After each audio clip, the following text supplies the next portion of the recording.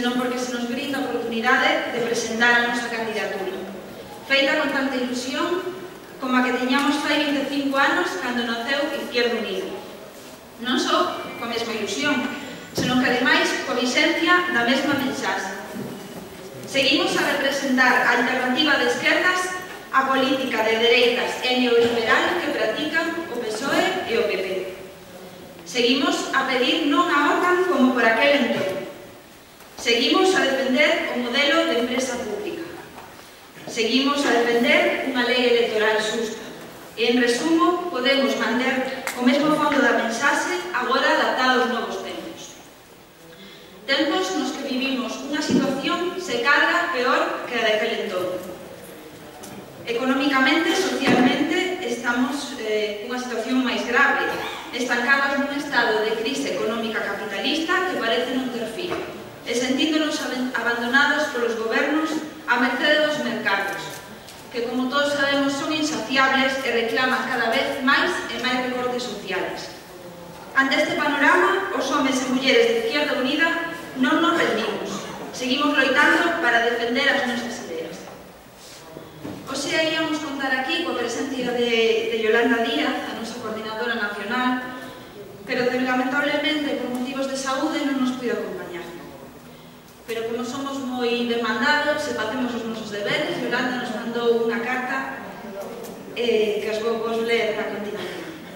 Quero pedirvos primeiro de nada desculpas por non poder acompañarvos neste acto público, que se constitúe como un exercicio de rebeldía crítica contra a barbarie neoliberal vixente. Pedirvos desculpas e lamentar sentidamente que por unha imprevista prescripción médica deba guardar repouso. Sei que Rubén e Callo van develar razóns e ilusións para, a partir deles, pedirvos un compromiso, que vos convirtades nunha voz subversiva, que multipliquemos os esforzos para espallar as propostas de cambio social ao noso entorno, nese boca orella do que segue a falar o incansable e insustituible Julianita, que argumentamos que é posible que amosemos coa nosa praxe social cotián que temos razóns e posibilidades para erguer unha rebeldía colectiva que construa unha alternativa programática, unha alternativa social e cultural. Alternativa para enfrontar o desemprego que se cobra de coté víctimas, máis de 43.000 registradas en Vigo. Nese registro tramposo que subvalora a cifra real de persoas en paro. Alternativa para afrontar a privatización dun hospital, que vai nos custar 4 ou 5 veces máis de telo feito con financiamento público. Alternativa para unha cidade e comarca industriais que precisan do compromiso dun sector público que participe e planifique democráticamente a economía.